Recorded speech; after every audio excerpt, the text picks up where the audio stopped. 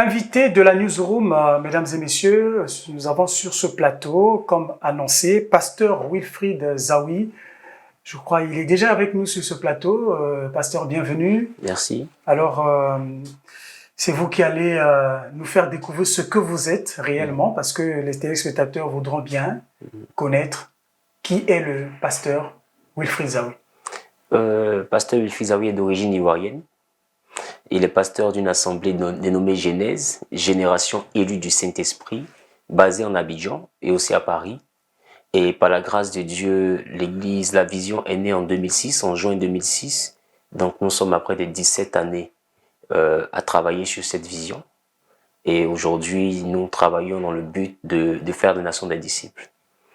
Alors, 17 ans du ministère. Vous êtes à Brazzaville.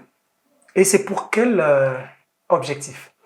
Je suis à Brazzaville, pour ceux qui ont l'habitude de me suivre peut-être sur les réseaux et tout, parce que je suis beaucoup actif sur les réseaux, ils ont pu constater que je suis beaucoup à cheval entre des capitales, à savoir Lomé, Brazzaville, Kinshasa, Ouagadougou, où j'ai dû organiser des programmes. Donc je vais selon que Dieu me met à cœur. Et aujourd'hui, Dieu m'a mis à cœur réellement d'accomplir une mission ici à Brazzaville. Nous aurons un week-end de prière, c'est le 23 et le 24, c'est demain et après-demain. Du côté du palais des congrès de Brazzaville, le thème c'est 2024, me voici. Donc le but c'est de donner la pensée de Dieu selon que Dieu m'a mis à cœur au peuple de Dieu. Voilà, dans le monde, mais à partir de Brazzaville. Donc le 23 et le 24, avec le peuple de Dieu, donc vous allez parler des œuvres, des œuvres de Dieu, donc 23 et 24, puisque je le rappelle. Et pourquoi avoir choisi Brazzaville? Comme je disais, la Bible dit que c'est ceux qui sont conduits par l'Esprit qui sont véritablement fils de Dieu. Il y a plusieurs autres destinations qui peut-être m'attendent avec des demandes et tout, mais je préfère partir là où Dieu me demande de partir. Et pour le moment, il m'a mis à cœur de venir à Brazzaville, alors je ne fais qu'obéir. Un autre jour, ça sera Kinshasa, et ainsi de suite. Thème, vous l'avez dit. Vous l'avez dit, le thème c'est 2024, me voici. Alors, de quoi allez-vous parler dans ce thème qui est 2024, me voici?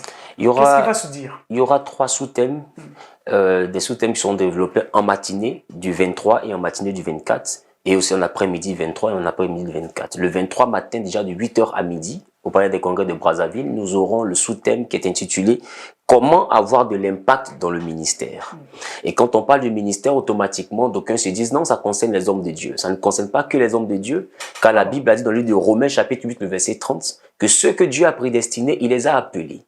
Et d'ailleurs, même Dieu a tout fait pour un but. Donc ça veut dire que si Dieu nous appelle, je ne crois pas qu'il réponde « Amen » pendant les cultes, ce soit un appel, que ce soit un ministère. Donc le ministère est donc le but pour lequel Dieu nous a sauvés. Le but, qu'est-ce que Dieu attend de nous? Pourquoi il a fait de nous des enfants de Dieu? Donc chacun doit découvrir son ministère, mais surtout avoir de l'impact dans le ministère que Dieu lui a confié. Il est important que les sœurs, les frères, les mamans, tous ceux qui sont dans l'église puissent se déplacer demain matin afin de comprendre la logique réellement du ministère et comment surtout avoir de l'impact, comment exercer pleinement son ministère. Donc d'une manière générale, vous allez parler de la vocation. Absolument. Oui. Je vais parler de la vocation. Dans toutes ses facettes. Absolument, de ce que Dieu attend. De ce que Dieu attend de nous, surtout du point de vue spirituel, dans sa maison, dans son œuvre en général. Qu'est-ce qu'il attend de nous? Qui sommes-nous dans la maison de Dieu?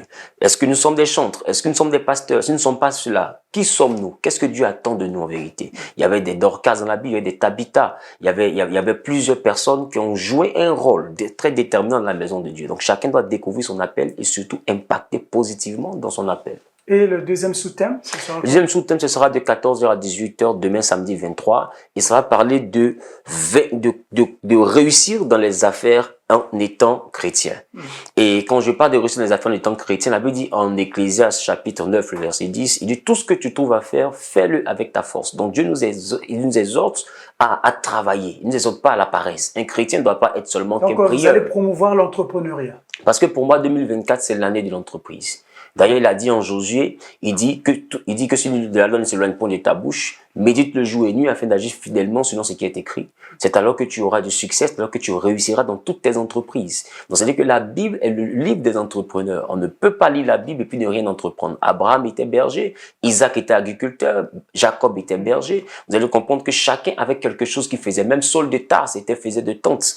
Il est important que chacun, au-delà de Alléluia, Amen, que nous puissions aller et puis impacter économiquement. Donc, il faut associer la prière et le travail. C'est impératif. Parce que la Bible déclare en Apocalypse qu'il a fait de nous un royaume et des sacrificateurs.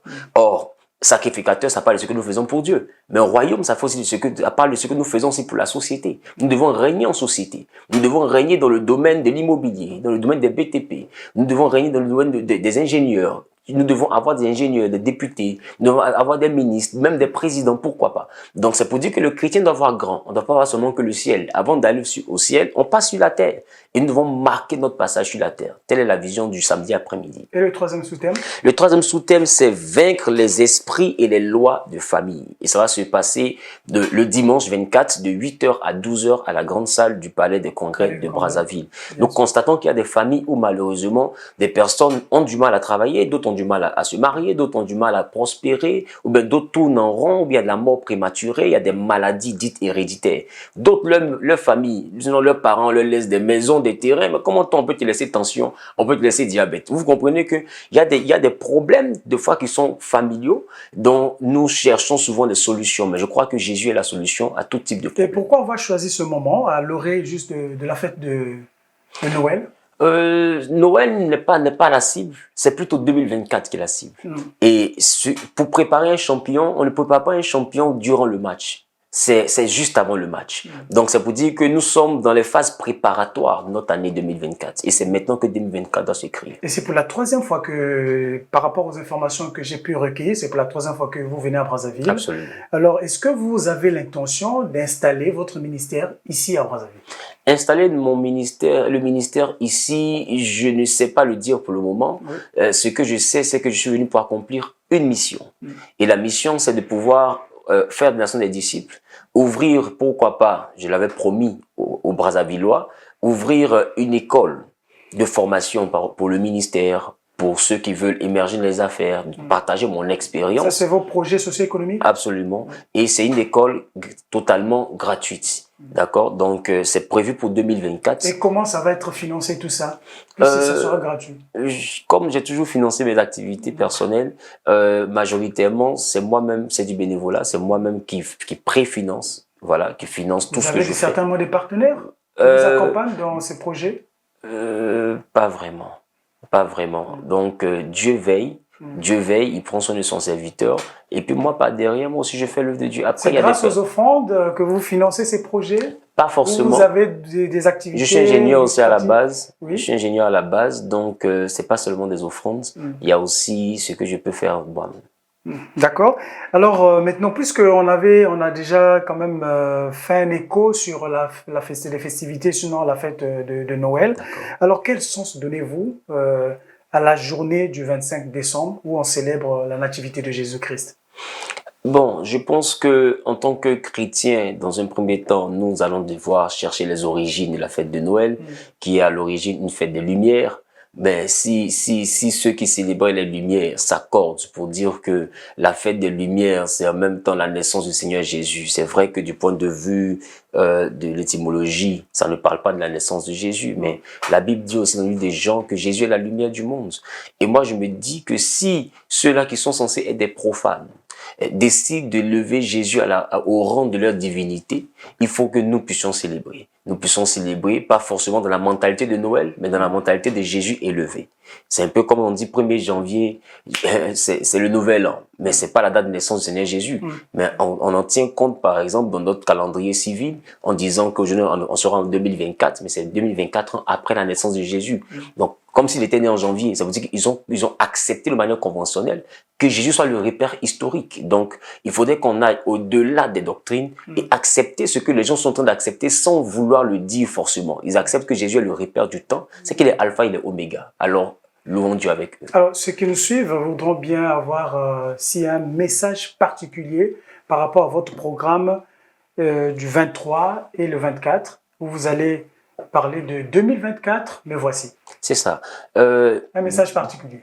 Un message particulier, c'est d'inviter toute la population de Brazzaville à effectuer massivement le déplacement. Il y aura Du Palais des Congrès. au Palais de Congrès de Brazzaville, effectivement, il y aura des temps de prière, il y aura l'adoration, il y aura l'enseignement. Nous allons chercher la face de Dieu, parce que 2024, c'est dans quelques jours. Donc, il est important que dès maintenant, qu'on se prépare à recevoir cette grande année qui, pour moi, est l'année où Dieu va débloquer beaucoup de situations qui peut-être étaient confuses. Il va y apporter beaucoup d'éclaircissements. Et comment contacter votre ministère ici à Brazzaville? Pour l'organisation du programme, oui, nous répondons, voilà, pour plus d'informations, nous répondons au 06 941 85 87. Je reprends. Encore le reprendre. 06 941 85 87.